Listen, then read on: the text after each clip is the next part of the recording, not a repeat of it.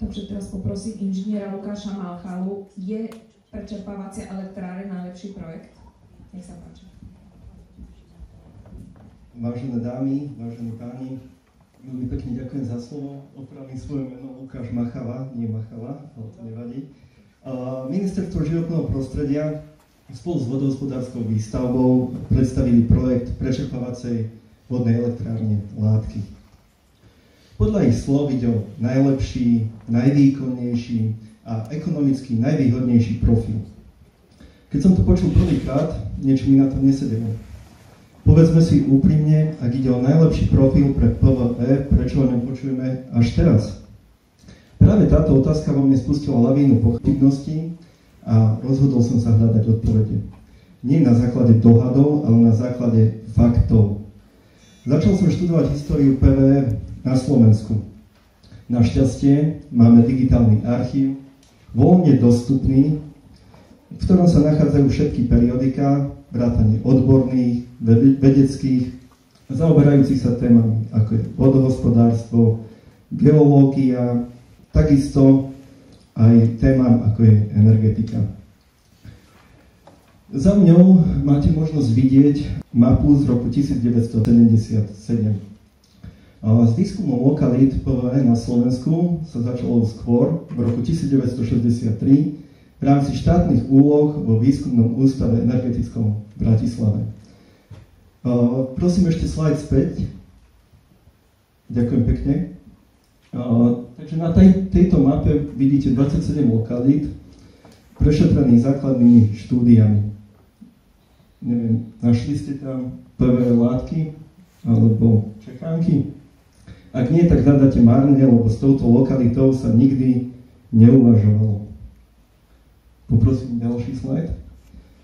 Takže do roku 1977 bolo v rámci Slovenska analyzovaných 90 potenciálnych lokalít pre PVE.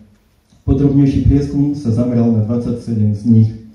Na základe následných štúdií a hĺbkovej analýzy sa identifikovalo 15 lokalít ako reálne vhodných pre rozvoj elektrizačnej sústavy na Slovensku.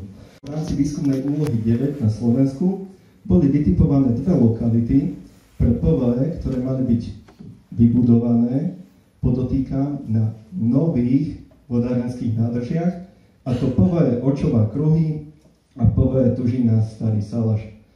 V danom období bol urobený aj výskum zmien kvality vody prietokom cez turbínu existujúcich hydroenergetických diel Dobšina a Ružín.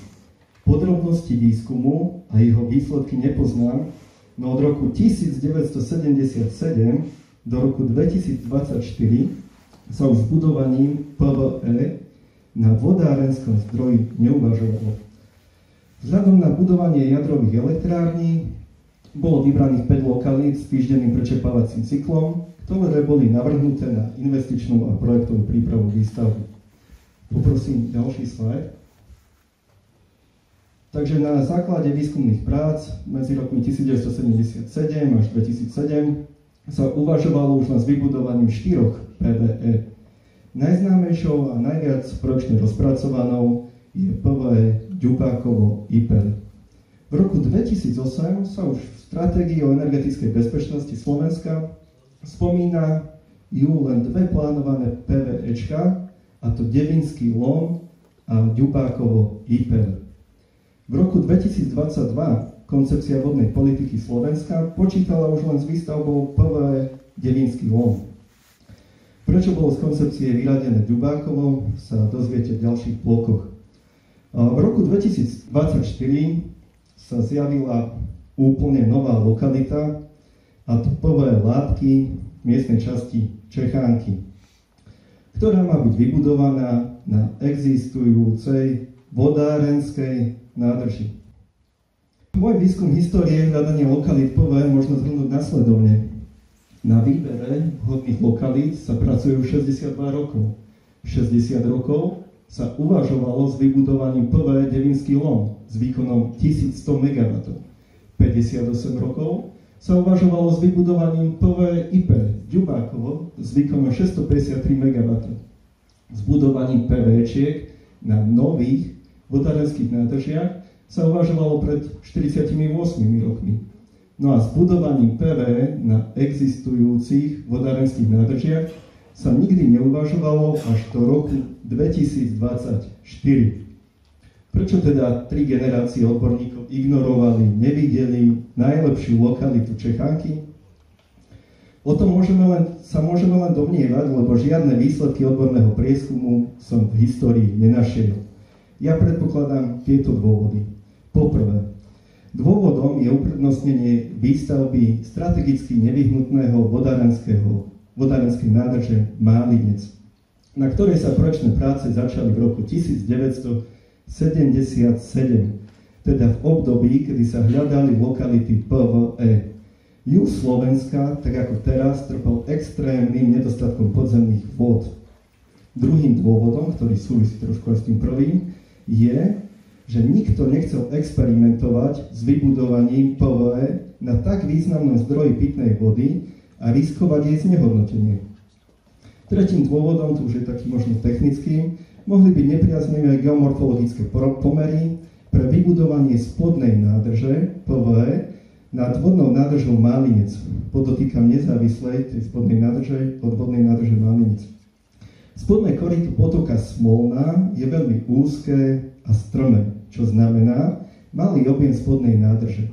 Takže vybudovanie tak veľkej hornej nádrže, ako je v návrhu PVE látky s obrovským objemom, by nedávalo logický zmysel.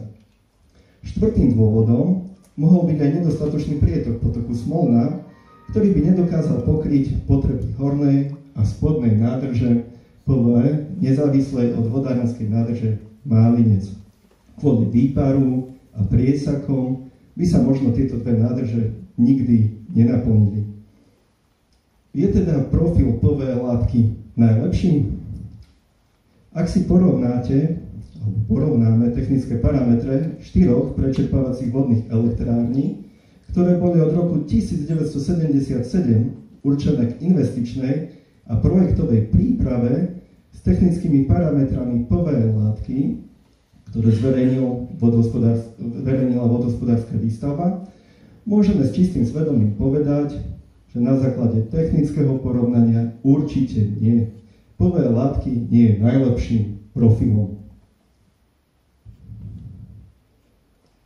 Ministerstvo životného prostredia sa už viackrát, minister pán Taraba sa už viackrát vyjadril, že vodárenská nádrž Málinec bola vybudovaná za účelom prevádzky PVE IPEL Ľubákova, ktorú máte možnosť vidieť na mape v pravom hornom rohu. Toto samozrejme nie je pravda. Neviem, či úmyselne klame, alebo je to len nevedomosť. Poprosím ďalší slajd. Pôvodný návrh bol úplne nezávislý od vodárenskej nádrže Málinec, čoho dôkazom je obtoková štôlňa, ktorú máte možnosť vidieť vľavo znázornenú bodkočiarkovanou čiarou. Cez túto obtokovú štôlňu mala byť privádzaná voda z rieky Ipel do vodárenskej nádrže Málinec, takže z PVE Ipel to nemalo vôbec nič spoločné. Poprosím, ďakujem. Takisto ani odpadové vody z výstavby, ale aj prevádzky PVE IPEL nemali končiť vo vodárenskej nádrži Málinec. Po vyčistení, čiže čistička odpadových vôd, to máte možnosť vidieť červeným textom v strede, mali byť vyústené pod vodárenskú nádrž Málinec. Na obrázku máte možnosť vidieť koncepčnú štúdiu ochranných opatrení vodárenskej nádrže Málinec, vypracovanú katedrou hydrotechniky stavebnej fakulty STU v Bratislave. Sú to 3 alternatívy a dokonca tá červená uvažovala s odvedením odpadových vôd cez kopec do susedného povodia. Tak sa báli tých vôd. Budem vďačný, ak aj vy budete žiadať ministra a odborníkov o jasné vyjadrenia, nezávislé expertízy, verejné prerokovania a environmentálne audity PVE látky. Chceme vedieť, aké rizika táto investícia prináša a či je vôbec technicky možné tento zámer realizovať bez ohrozenia zdroja pitnej vody vodárenskej nádrže Málinec. Spoločne môžeme zabrániť nezvratným škodám na prírode aj zdraví obyvateľov našich regiónov. Veľmi pekne ďakujem za pozornosť.